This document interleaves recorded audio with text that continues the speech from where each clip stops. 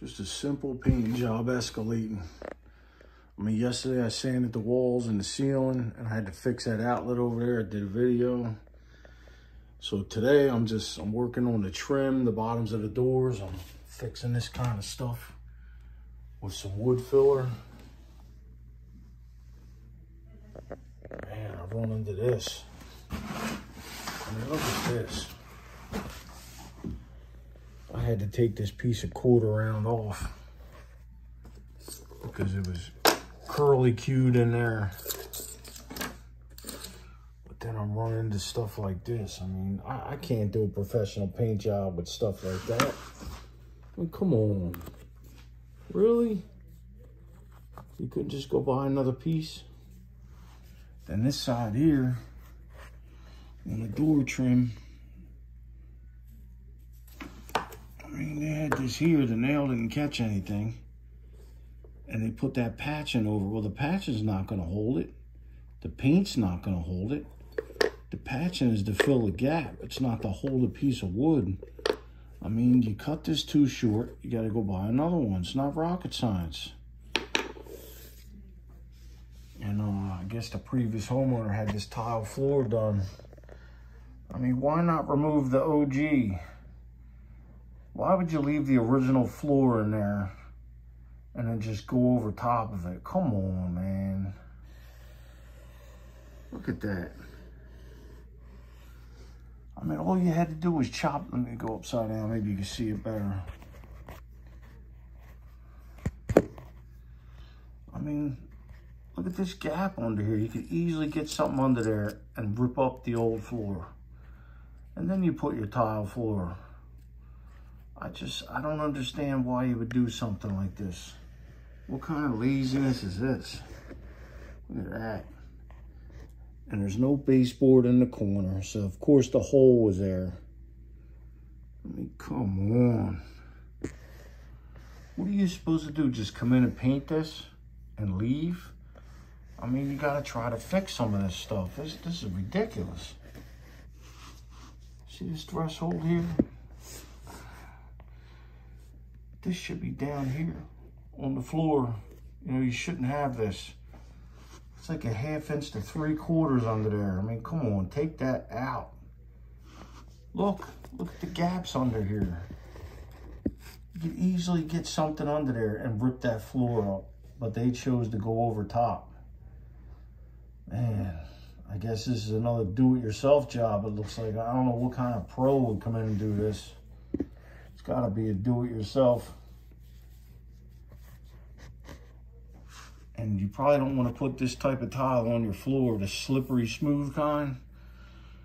I mean, you step out of the tub, you're going for a ride. Also, I had to replace this pocket door here because they had a cardboard door.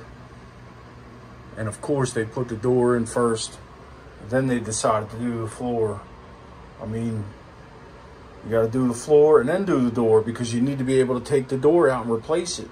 So I was going to do a video on it when we replaced it, but I didn't have time, so I didn't video. But I do have some clips, so I'll show them clips now. But this is it in, and now it works properly. If you want to lock it, you just turn it, it's locked. You know what I mean? You want to unlock it, boom, you turn it back, and the door opens.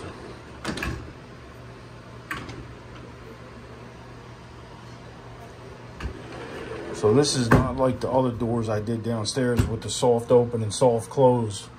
So you got to be careful with it. And I can't put any rubber stoppers over here because then it'll leave a gap. You know, these are some of the problems you run into. But I don't think anybody's going to be slamming a door. And this is a solid door. It's not a cardboard door. You know, the problem was the cardboard door had the push button. So when you push it, the whole door would flex out. And you're locked in, you can't get out, and you start to panic. You know, you can't have that. You can't have people panicking. They can't get out of the bathroom, you know what I mean? So I had to replace this. So I'll play them clips now. Check out this pocket door. Sheesh.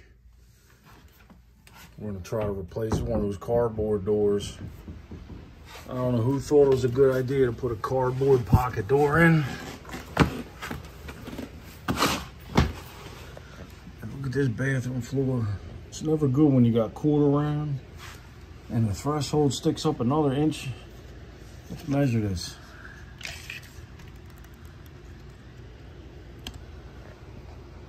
What we got there?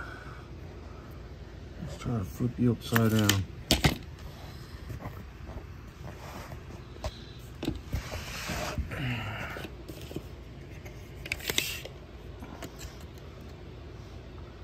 Wow. Got an 1.25 inch step up to get into the bathroom. Sheesh.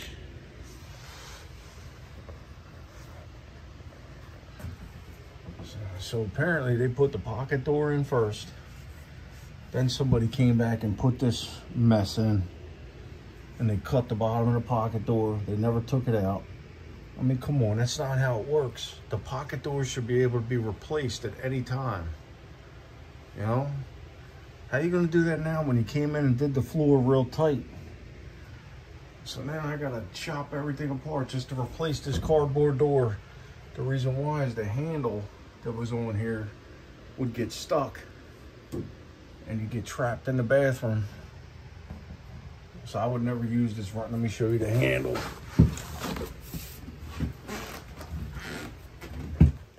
This type of handle pocket door, I would never use this type. It's a push button type and it pushes on this plastic here and it's got the little claw in there. Let's see if you can see the little claw. And you gotta push the plastic, which right now looks pretty simple to do. But the problem is when you have a cardboard door like this and you're in here and the door is shut and you push that, the whole door flexes and you're trapped. Just some craziness that goes on, man. These are things you gotta look out for when you're buying a house. Here's another red flag. I'll tell you right away. See that cut line? Obviously that's a do-it-yourself paint job. And if they couldn't hire someone to do a simple paint job, you know, they did some more bootlegging. Things to look out for when you buy a house. Sheesh. Sheesh. Sheesh.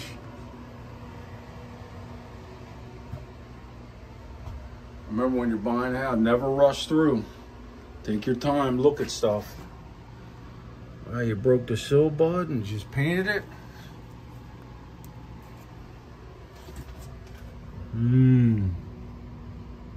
That's not good. All the way down. Yup, that's not good.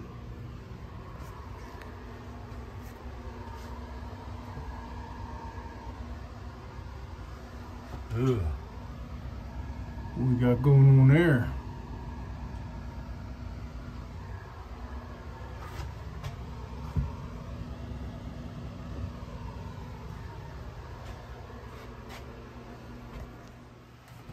So now that I have the door separated from the track, I can't get it off because of this piece of wood here. So now I have to cut this because they did this all backwards. I mean, you got to do the floor first, then you put the door in, especially if you're going to have a step up. I mean, come on, man.